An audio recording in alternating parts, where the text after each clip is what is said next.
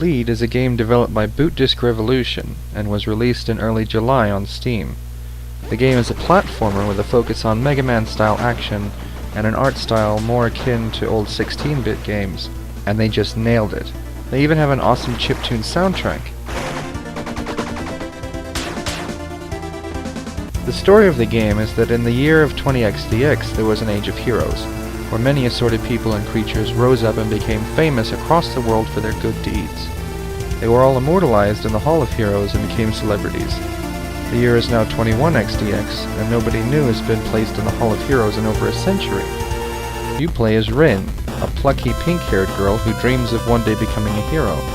She decides to take up arms against the legendary greatest heroes of all time and claim her place as the greatest hero ever. Pretty ambitious, isn't she? Now, her ambition isn't without cause. She does have an expanding arsenal of guns and other weapons, super agility, and even bullet time at her disposal. Now, I know bullet time isn't a new feature by any means, but this game really makes it work well. To start, you pick a hero from Rin's list of death and go after them, starting with the 6th best, and working your way up. The levels are very well done and varied, ranging from an attack on a mansion to running across train tops, to racing through a monster's belly and everything in between. The control scheme is simple to learn and very responsive, which allows for some really cool action sequences, and moments where you'll want to pause and ask anyone, "Did you just see that?" The action sequences sprinkled throughout this game are epic feeling and fun to play. The levels are teeming with enemies that are trying to stop you from reaching their hero. These enemies are numerous, and the game piles even more on you the further the difficulty is set. They can get to be a handful at times, but you'll easily defeat them in general. The fights with the retired heroes themselves at the end of every level are challenging, unique, and while they can get pretty difficult, no boss is impossible.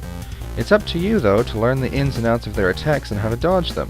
And really, there's no better feeling than finally figuring out how to dodge an attack that's gotten you killed so many times.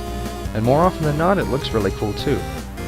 As I said, the game can be quite challenging, and you'll almost certainly be looking at the game over screen more than a few times per level, but the feeling of failure is lessened quite a bit by Rin giving you a quick pep talk, quipping about the level, or insulting the enemy that defeated you.